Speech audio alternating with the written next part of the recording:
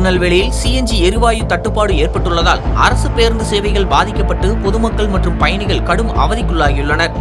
தமிழ்நாடு அரசு போக்குவரத்து கழகத்தின் திருநெல்வேலி மண்டலத்தில் இயக்கப்படும் 28 சிஎன்ஜி பேருந்துகள் தற்போது எரிவாயு பற்றாக்குறையால் இயங்க முடியாத நிலை ஏற்பட்டுள்ளது. இந்த பேருந்துகளுக்கு பாளையங்கோட்டையில் உள்ள 2 தனியார் பெட்ரோல் நிலையங்கள் மூலம் சிஎன்ஜி நிரப்பப்பட்டு வந்ததாக கூறப்படுகிறது. ஆனால் நேற்று இரவு முதல் திடீரென ஏற்பட்ட சிஎன்ஜி தட்டுப்பாட்டால் இன்று காலை பல பேருந்துகள் வழக்கம் போல இயக்கப்படவில்லை. குறிப்பாக பாபநாசம், தென்காசி, திருச்செந்தூர் உள்ளிட்ட பல்வேறு தடங்களில் இயக்கப்படும் அரசு பேருந்துகள் சிஎன்ஜி நிரப்ப காத்திருந்து நீண்ட வரிசையில் நிறுத்தப்பட்டிருந்தன.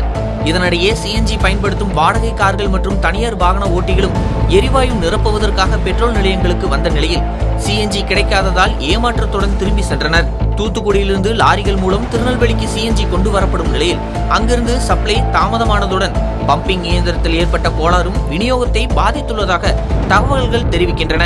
இதனால் 28 வழித்தடங்களில் பேருந்துகளை முழுமையாக இயக்க முடியாத சூழல் ஏற்பட்டுள்ளது. சில மாற்று பேருந்துகள் மூலம் மட்டும் குறைந்த அளவில் சேவை மேற்கொள்ளப்பட்டு வருகிறது. மேலும் கடந்த 5 நாட்களில் சிஎன்ஜி விலை ரூபாய் 4 வரை உயர்ந்திருப்பதும் போக்குவரத்து துறைக்கு கூடுதல் சிக்கலை ஏற்படுத்தியுள்ளது.